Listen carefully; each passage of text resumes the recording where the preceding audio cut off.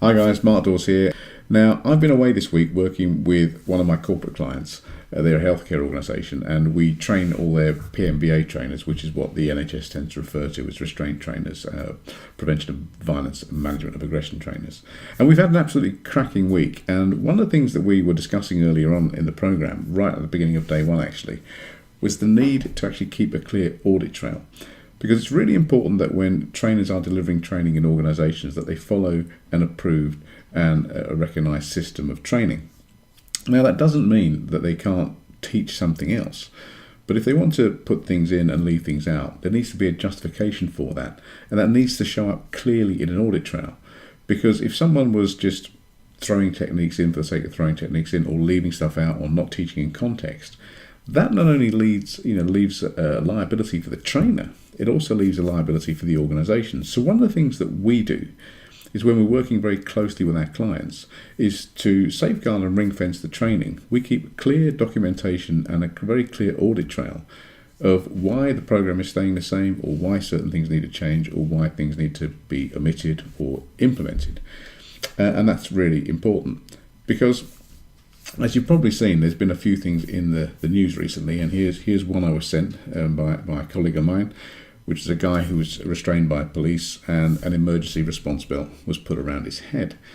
Now, you may well know that we actually, with the help of Mark Williams, we actually teach the use of the emergency response bell, but this was a clear case where it was not designed for that purpose. So yeah, I can't speak too much about the case because the case is still ongoing, and I know the expert witness involved with the case.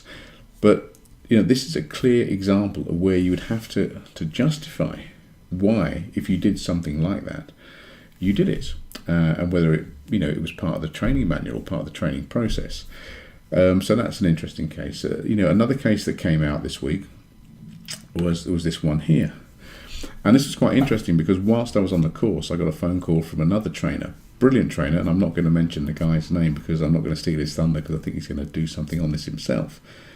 But this is now a case where a man was restrained, and two door staff, have been arrested and charged with murder. And the interesting thing about this case is that the CPS, the barristers and the police, are actually looking at the training materials, but not just the training materials of the training that the door staff had, but also they're looking now at a line of accountability back to the trainer that provided the training, and possibly even the training company or the training provider that trained the trainer, because they're looking to see what the line of causation is. They're looking to see whether there is a very clear audit, and whether or not anyone had added something in, taken something out, or changed the training program. Now, I was personally involved in an expert witness case a while ago. This was a case where a person was restrained, and he died as a result of the way he was restrained. And it was very clear in that case that the staff involved had actually gone outside the remit of their training. Now, this doesn't, by the way, stop anyone using reasonable force, because that's your right under law. But what's got to be considered here is that if organisations are expecting staff to do something, i.e. restrain someone, you cannot account for everything within the training system. We have to take that as being, a matter of fact. But you need to be able to actually justify why you would detract from a programme.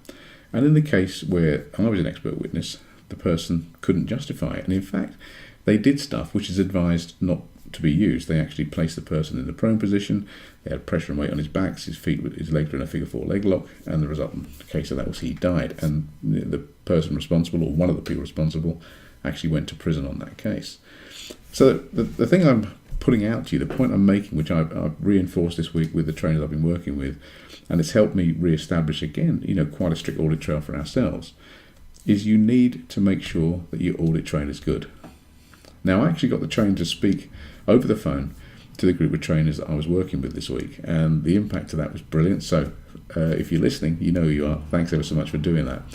Because I actually said, as he went through everything, he said, I'm very anal about paperwork. He said, and I had a good teacher, which is me, because I'm very, very anal about paperwork, and I can pull paperwork out that shows every step of every reasoning as to why we do what we do and why we don't do what we do. And this trainer is the same. And when I said to him, could you tell the group what these staff have been charged with? He said, murder. You could have heard a pin drop in that room. Because I've been hammering at them for years, do not wander off the reservation. Do not teach stuff that you should not be teaching.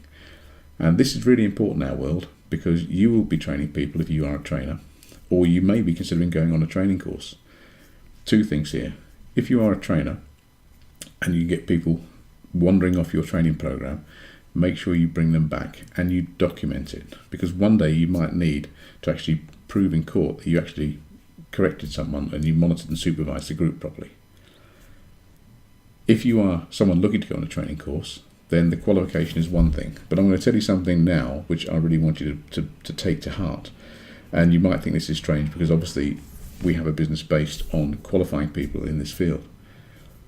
The qualification is actually the least important thing that you should have on your agenda. So if you're looking at training, yes, you'll need a qualification to work in certain industry sectors, but it should be the least important thing that you need.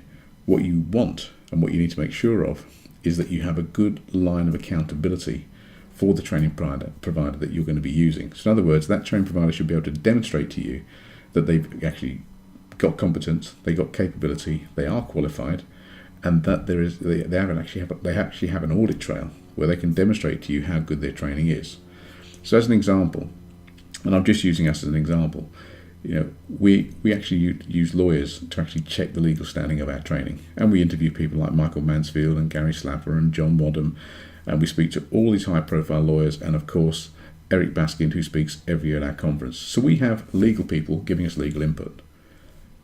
Our health and safety and risk assessments, we do those because we're qualified, but we have them checked by qualified people. And for those of you that come to our conference, you'd have met Colin Ash, and I've worked with great health and safety people like Nigel Lawrence and many, many others who've helped me refine and produce good risk assessment and health and safety documentation. We have a medical review. That medical review is done by Dr. Tony Bleetman, who is a qualified medical professional. So I think you're getting the drift. We're using qualified people to do the areas of work that they are competent and qualified in, to make sure that we can actually demonstrate our due diligence. For myself, I've been in the industry 25 years, worked as an expert witness in this field, and all my trainers are experienced in the industry sectors. So when people come and train on a course with us, they get people that have knowledge about a specific industry sector. So on our restraint courses, we have, for example, Ted Folger, who's got 35 years plus of working in the NHS as part of a senior management team and as a restraint trainer, as a senior restraint trainer running teams. He's got knowledge of learning disability and mental health. We have people from a security background. We have people who actually work with children with autism and Asperger's. We have people who worked in a secure hospital environment, and also people who work in airlines and people in immigration and people who work in the police. So the point I'm making is when people come on a training course with us, we have all the component parts there from people who have knowledge and competence in the industry sector. Yes, they're qualified, but they also have the knowledge and competence. And this is the most important thing. So what have I learned this week? Well, I've learned a lot from the people I've been training with. I've learned to actually go back and review our processes and to make sure that we are absolutely watertight, which I'm glad to say we are. The other thing is, obviously, we make sure our quality management system's in place. That's an important thing, so we can account for everything we do. And I've learned, again, to make sure that your paperwork and your audit trail is good. Because if a case goes to court, they may be going back as far as 5 years and asking you for paperwork. And I'll tell you something now that lawyers will do. If you can produce the paperwork, generally speaking, they'll leave you alone. If you can't produce the paperwork, they'll dig. So they're looking for fault. And the easier you make it for them, the more money they make, the more inconvenience you're going to be caused. If you've got good audit, if you're aimed with your paperwork, and you don't wander off the reservation, and you keep things tight, and you control and you monitor and you supervise properly, then all of that investment in your training is going to keep you safe. So that's something for you to bear in mind this week. I just wanted to share that with you. Thanks for listening, and I'll speak to you soon.